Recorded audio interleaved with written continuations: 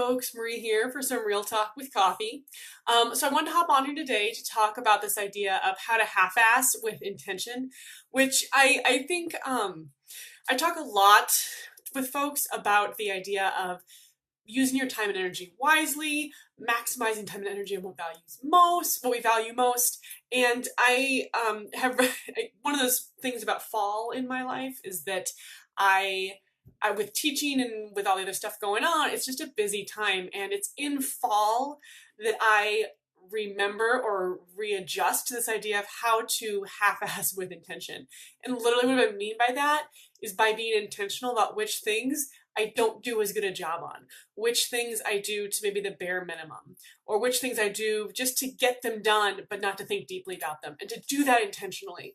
Because I think so many times, so many of us, when we're trying to figure out, there's so much that needs our attention.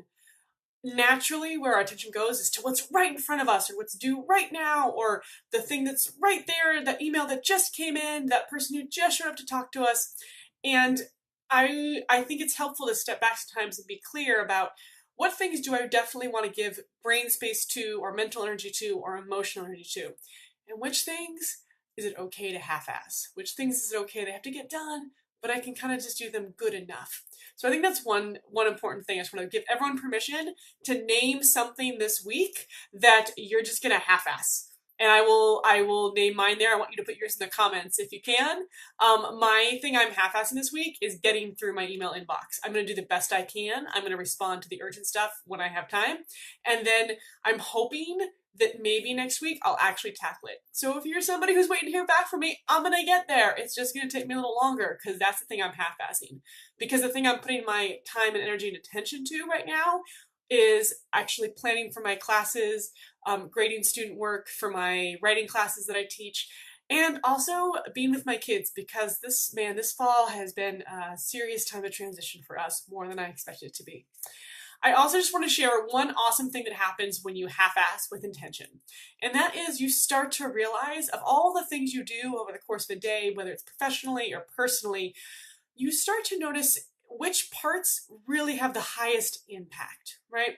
So one of the ways I just want to share is for the win for me has been when I've had to choose what to spend less time on. One of those things recently has been the kind of follow-up I give to workshop participants and follow-up I give to my students. I've been, I tend to ask people to do lots of thinking or do lots of things, and that's always been the sort of my MO.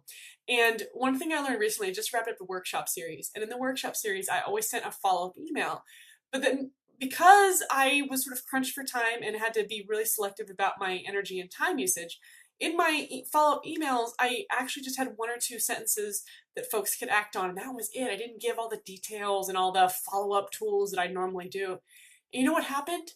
More people responded to it. And so I just want to share that. I think it's a great example that sometimes when we half-ass with intention, what we learn along the way is where our time and energy is actually most valuable. And that's good information no matter how strapped for time we are. All right, so Real Talk with Coffee today. I hope you all go forth, have a great week, and in the comments below, let us know one thing you're half-assing with intention this week.